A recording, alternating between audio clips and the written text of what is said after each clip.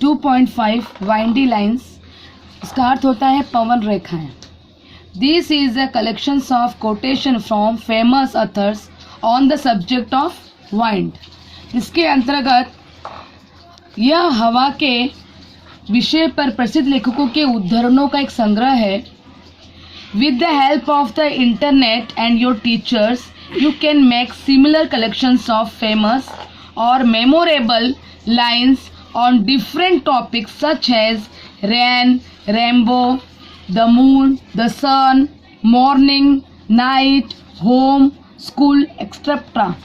and internet अपने शिक्षक की सहायता से आप विभिन्न विषयों जैसे बारिश, इंद्रधनुष, चंद्रमा, सूरज, सुबह, रात, घर, स्कूल आदि पर प्रसिद्ध या यादगार लाइनों के समान संग्रह बना सकते हैं। You can put them against beautiful background and greeting cards. आप उन्हें सुंदर पृष्ठभूमि और ग्रीटिंग कार्ड की तरह बना सकते हैं। No one can tell me, nobody knows where the wind comes from, where the wind goes. कोई मुझे बता नहीं सकता, कोई नहीं जानता हवा कहाँ से आती है और हवा कहाँ जाती है। From a wind on the hill by A Milne. ये पवन द्वारा पहाड़ी पर ए मिलन द्वारा लिखा हुआ है। Who has seen the wind, neither I nor you, but when the leaves hang trembling the wind is passing through.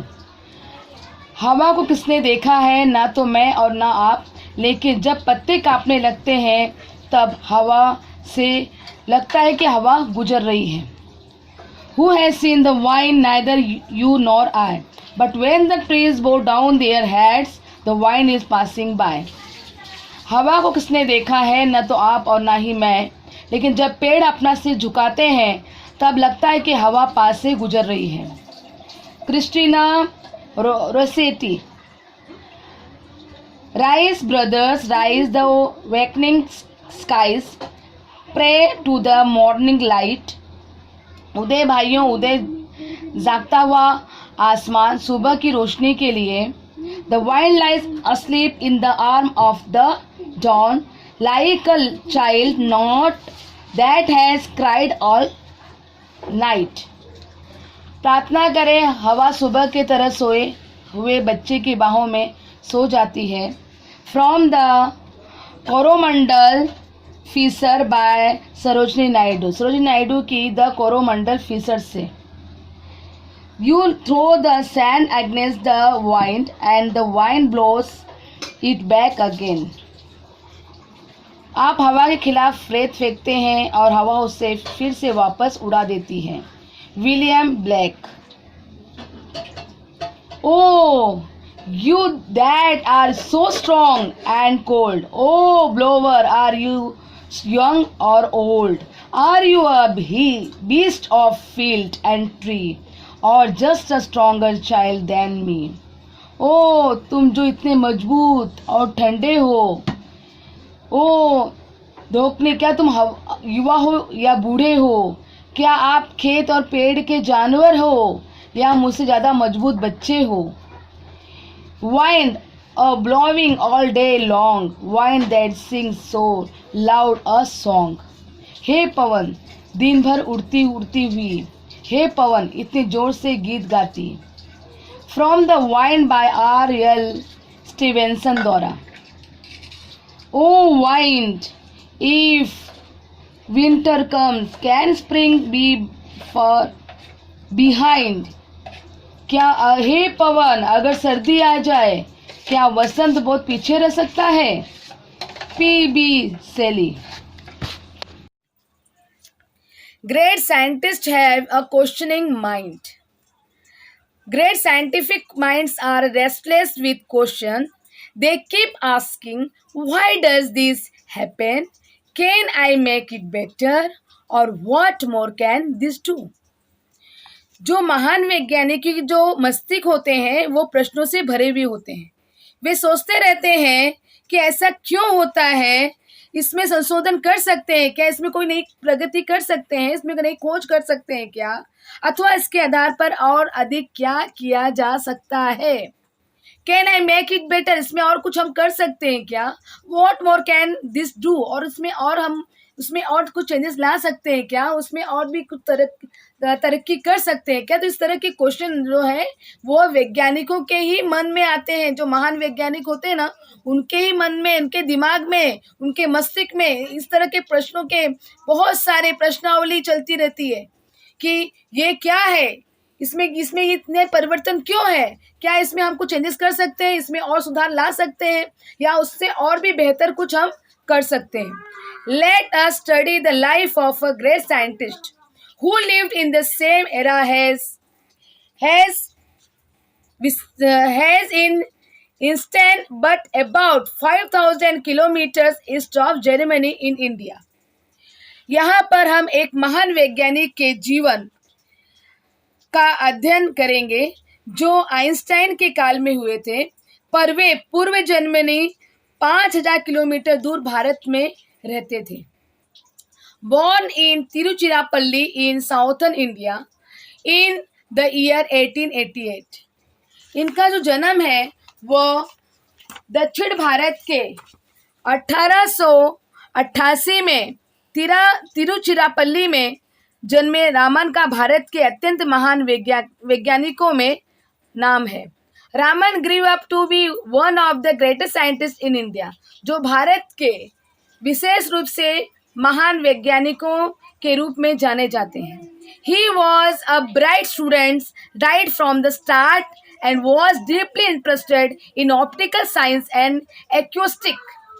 और विशेष रूप से वे शुरू से एक बुद्धिमान छात्र थे।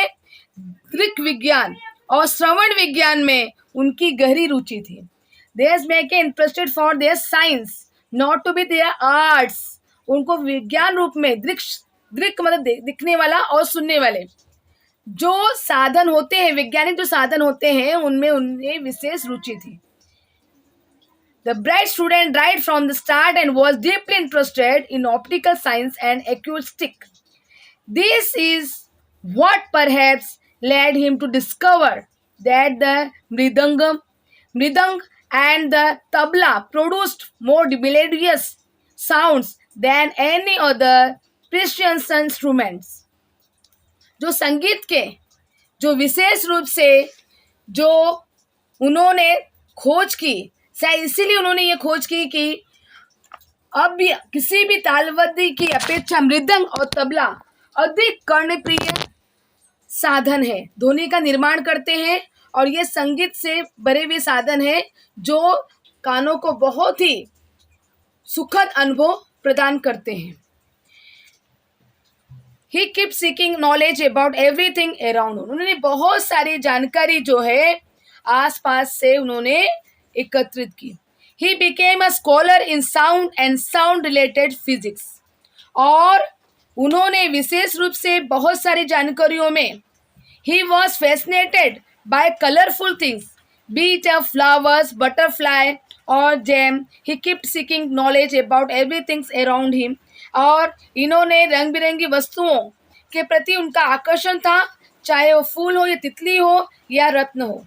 वे अपने परिसर के प्रत्येक वस्तु के बारे में जानकारी प्राप्त करने के इच्छुक थे। He become a scholar in sound and sound related physics. और वो विशेष रूप से संगीत से संबंधित, संगीत बोलते हैं ध्वनि संबंधित भौतिक शास्त्र के एक अध्ययनशील विद्वान बने। भौतिक और भौतिक ध्वनि से संबंधित, क्योंकि भौतिक विज्ञान में ही ध्वनि के बारे में जानकारी हम प्राप्त करते हैं, तो ध्वनि से संबंधित वे भौतिक शास्त्र के एक अध्ययनशील विद्वान बने। One day a ship sailed from the part of London towards Kolkata. और एक दिन लंदन बंदरगाह कलकत्ता की दिशा में एक जहाज समुद्र में यात्रा पर निकला। On board was young C.V. Raman, who had delivered lectures on the acoustics of the violin in the London। उस जहाज में थे तरुण C.V. रामन और उन्होंने वायोलिन वाद्य का ध्वनि विज्ञान विषय का व्याख्यान दिया था. There's violin is that's make it important in there's the sounding of physics. He was now on the ship deck gazing at the blue waters on the ocean. वे उस समय जहाज की छत पर खड़े थे, समुद्र के अथाह नीले जल की ओर एकटक निहार रहे थे. एकदम उनका ध्यान पूरे समुद्र के जो नीले रंग का जो समुद्री पानी था उस तरफ उनका ध्यान गया. As he glanced up at the sky, which was of the same shade as the ocean, और उन्होंने समुद्र की भांति ही रंग छटा वाले आकाश की ओर टकटकी लगाकर देखा कि दोनों में रंगों में एक सामान्य है, एक सामंजस्य है. जो समुद्र का रंग है वो एक सेम टू सेम जो है एकदम आकाश के रंग से मिलता जुलता है. A series of questions popped up in his head. उनके दिमाग में क्वेश्चन आने लगे कि क्या रीजन है. क्वेश्चन उनके प्रश्नों की प्रश्नावलियां चलने लग गई कि अब ये दोनों का क्या अंतर है, दोनों क्यों एक जैसे रंग में है. Why are both the sea and the sky blue in color? समुद्र और आकाश का रंग नीला क्यों होता है. What is the science behind this occurrence? और इस जो ये घटनाएं होती हैं इस घटना के पीछे कौन सा वैज्ञानिक तथ्य है उसके बारे में वो सोचने लग गए. तो इस तरह से आज हम लोगों ने रामन के जो जिज्ञासु वृत्ति को हमने देखा जो विज्ञान से संबंधित थे.